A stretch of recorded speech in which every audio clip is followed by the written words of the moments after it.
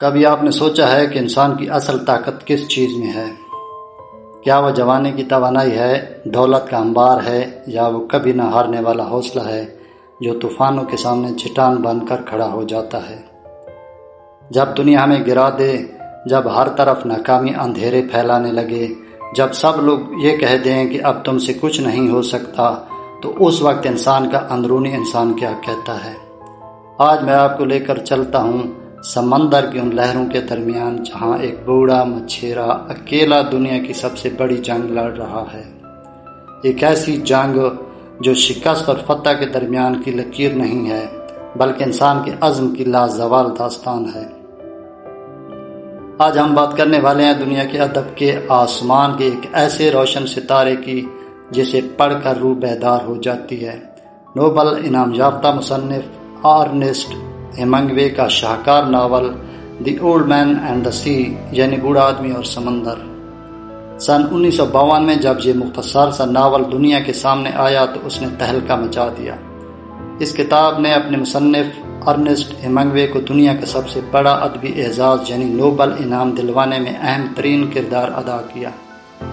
یہ کوئی عام کہانی نہیں ہے، یہ انسانی تپش، تنہائی اور اس اکیلے پن کی کہانی ہے جو ہر انسان اپنی زندگی کے کسی نہ کسی موڑ پر محسوس کرتا ہے۔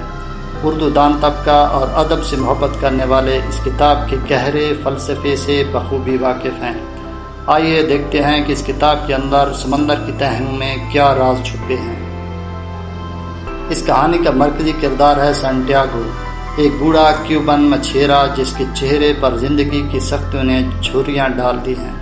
آنکھیں سمندر کی طرح نیلی اور پر امید ہیں، لیکن جسم تھکا ہوا ہے۔ حال یہ ہے کہ پچھلے 84 دنوں سے سانٹیاگو کے ہاتھ ایک مچھلی بھی نہیں آئی۔ لوگ اسے بدقسمت کہنے لگے ہیں۔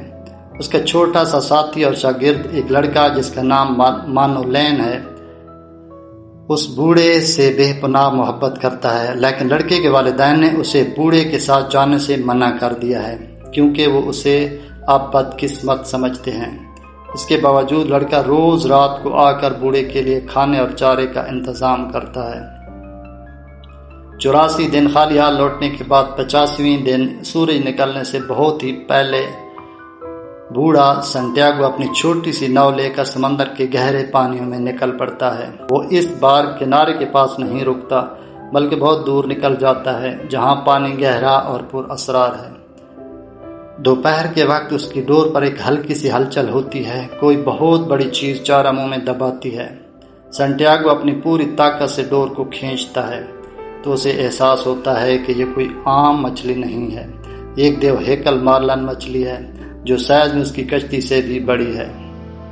یہیں سے ایک ایسی جنگ شروع ہوتی ہے جو روح کو جھنجھوڑ دیتی ہے۔ وہ مچھلی اتنی طاقتور ہے کہ وہ بوڑھے کی کشتی کو سمندر میں کھینچنے لگتی ہے۔ بوڑھے کے ہاتھ زخمی ہو جاتے ہیں، ہتھیلیوں سے خون بہنے لگتا ہے، کمر میں شدید درد شروع ہو جاتا ہے اور پانی کی کمی سے اس کا گلا سوکھنے لگتا ہے، لیکن سانٹیاگو ہار نہیں مانتا۔ ایک دن ایک رات، پھر دوسرا دن اور دوسری رات گزر جاتی ہے۔ وہ اکیلا سمندر کے بیچوں بیچ اس دیو ہیکل مچھلی کے ساتھ کشمکش میں مبتلا ہے۔ اس دوران وہ مچھلی سے باتیں کرتا ہے، اسے اپنا بھائی کہتا ہے، اس کی خوبصورتی اور بہادری کی تعریف کرتا ہے۔ وہ کہتا ہے، بھائی میں تم سے بے پناہ محبت کرتا ہوں اور تمہاری عزت کرتا ہوں، لیکن آج دن ڈھلنے سے پہلے میں تمہیں مار دوں گا۔ تیسرے دن تھکن سے چور نیم بیہوش سانٹیاگو اپنی آخری طاقت جمع کرتا ہے۔ جب وہ مارلن مچھلی سطح پر آتی ہے تو اپنی پوری طاقت سے اپنا نیزہ اس کے دل میں اتار دیتا ہے۔ مچھلی پانی کو سرخ کرتی ہوئی دم توڑ دیتی ہے۔ بوڑھا فتح مند ہو چکا ہوتا ہے، مگر کہانی یہاں ختم نہیں ہوتی۔ اصل امتحان تو اب شروع ہوتا ہے۔ وہ اس بڑی مچھلی کو اپنی کشتی کے ساتھ باندھ کر واپس کنارے کی طرف روانہ ہوتا ہے، لیکن خون کی بو سمندر کی خونخوار شارک مچھلیوں کو کھینچ لاتی ہے۔ پہلی شارک حملہ کرتی ہے، سانٹیاگو اس کا شکار کر دیتا ہے، مگر خون کی بو مزید شارکس کو بلا لیتی ہے۔ اگلے چند گھنٹوں میں بوڑھا اکیلا ان درجنوں شارک سے لڑتا ہے۔ اس کے پاس ہتھیار ختم ہو جاتے ہیں، چاقو ٹوٹ جاتا ہے، لیکن وہ اپنے دانتوں اور لکڑی کے ٹکڑوں سے لڑتا رہتا ہے۔ آخرکار جب وہ رات کے اندھیرے میں تھکے ماندے کنارے پر پہنچتا ہے تو اس دیو ہیکل مارلن مچھلی کا صرف اور صرف ڈھانچہ بچا ہوتا ہے، کیونکہ شارکس सारा गोश्त खा चुकी होती हैं। बूढ़ा टूट जाता है, खुद को नाकाम समझता है और अपने घर के बिस्तर पर बेसुध सो जाता है। अगली सुबह जब लोग उस कश्ती के साथ बंधा हुआ 15 फुट लंबा ढांचा देखते हैं तो उनकी आंखें फट्टी की फट्टी रह जाती हैं। लड़का मानोलैन दौड़ता हुआ आता है, बूढ़े के जख्मी हाथ देखकर रो पड़ता है और कहता है अब वो दुनिया की परवाह किए बगैर बूढ़े के साथ मछली पकड़ने जाएगा। और उस वक्त बूढ़ा अपने बिस्तर पर गहरी नींद सो रहा होता है और ख्वाब में अफ्रीका के सैलों पर दौड़ते हुए शेरों को देख रहा होता है।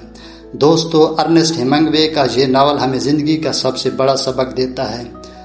संटियागो की कश्ती पर वो मालन मछली उस दुनिया के बड़े बड़े मकासद और ख्वाबों की तरह है और शार्क्स इन मुश्किलात, रुकावटों और तनकीद की तरह हैं जो आपकी ज़िंदगी को नोचने के लिए हमेशा तैयार रहती हैं। ज़िंदगी में हो सकता है कि आप अपने ख्वाबों को हासिल करने के बाद वो सब कुछ ना बचा पाएं जो आपने सोचा था। हो सकता है कि आपको अपनी मेहनत का वो सिला न मिले जिसकी आपको तवक्को थी। लेकिन इस किताब का सबसे बड़ा और लाजवाल जुमला जो पूरी इंसानी तारीख पर नक्श हो गया है वो ये है, इंसान तबाह तो हो सकता है लेकिन शिकस्त नहीं खा सकता। शिकस्त वो नहीं है कि आपको दुनिया ने हरा दिया, शिकस्त वो है जब आपने खुद हार मान ली, आपके हाथ से सब कुछ छिन जाए, आप अकेले रह जाएं, आपके हाथ जख्मी हों, लेकिन अगर आपका हौसला जिंदा है, अगर आपने आखिरी दम तक लड़ना नहीं छोड़ा तो आप फातेह हैं। तो बताइए, आपकी ज़िंदगी का समंदर आपसे क्या मांग रहा है? कौन सी मुश्किलात आपको डराने की कोशिश कर रही हैं? नीचे कमेंट सेक्शन में ज़रूर बताएं कि आपने इस कहानी से क्या सीखा। अगर यह वीडियो आपके दिल को छू गई है तो इस चैनल को सब्सक्राइब करें, वीडियो को लाइक करें और अपने दोस्तों के साथ शेयर करें ताकि ज़िंदगी की इस जंग में किसी टूटते हुए इंसान को एक नया हौसला मिल सके। मिलते हैं अगली वीडियो में किसी और शानदार किताब के साथ। अपना बहुत ख्याल रखिएगा। अल्लाह हाफिज़।